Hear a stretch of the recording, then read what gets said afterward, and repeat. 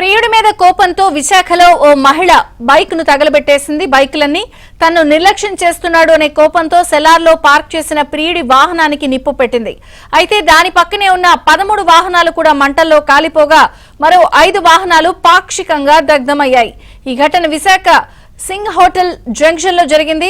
అయితే అక్కడ CC camera లేకపోవడంతో పలు కోణాల్లో పోలీసులు దర్యాప్తు చేస్తున్నారు. ఘటనకు సమీపంలో మహిళ వెళ్తున్నట్టు వేరే సీసీ కెమెరాలో రికార్డ్ అయింది. బాధితులు ఇచ్చిన ఫిర్యాదుతో కేసు నమోదు చేసి ఆమెను రిమాండ్ కు తరలించారు.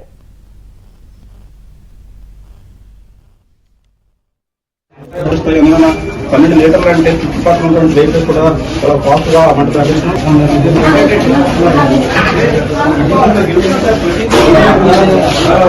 కుటుంబ సభ్యులు పిల్లలతో ఉన్నారు. ఒకసారి లోపలికి వెళ్ళి ఆ పరిస్థితి చేసుకుంటారు.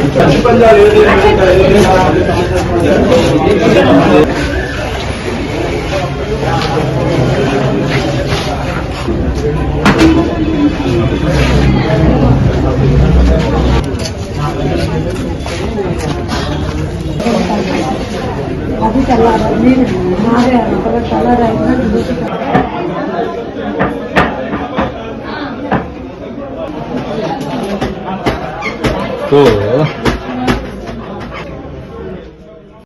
Visakhapatnam city 2 town police station పరిధిలో సింగ్ హోటల్ జంక్షన్ దగ్గర ఉన్నటువంటి ఒక గ్రూప్ హౌస్లో నిన్న కాక మొన్న అంటే 29వ తేదీ ఎర్లీ అవర్స్లో ఫైర్ యాక్సిడెంట్ జరిగింది. ఆ సంఘటనలో 18 వాహనాలు 2 వీలర్స్ దగ్ధమయ్యాయని చెప్పి మీకు అందరికీ తెలుసు.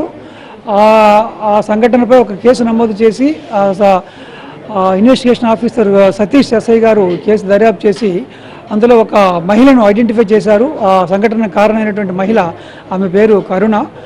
ఆమెకి పరిచయం ఉన్నటువంటి ఒక వ్యక్తి ఆ అపార్ట్మెంట్లో ఉంటున్నాడు, ఆ గ్రూప్ హౌస్లో. అతని పేరు భరత్.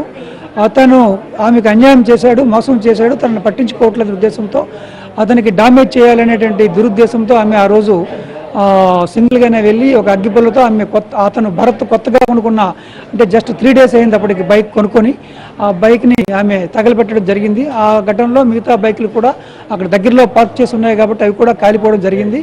అదేవిధంగా అక్కడే ఉన్నటువంటి సెల్లారు ఫస్ట్ ఫ్లోర్ ఉన్నటువంటి ఇల్లులు కూడా డ్యామేజ్ అయినాయి. ఇల్లులో ఉన్న వస్తువులు కూడా కాలి బూడిదైనాయి. సో ఆ విధంగా డ్యామేజ్ జరిగిందండి. దీనికి కారణం ఒక మహిళ. ఆమెని గుర్తించి సీసీటీవీ ఫుటేజ్ల ఆధారంగా గుర్తించి ఆమెను అరెస్ట్ చేయడం జరిగింది. ఇప్పుడు ప్రజెంట్ ఆమె సీజైల్లో ఉన్నారండి. రిమాండ్ ఇవ్వడం జరిగిందండి.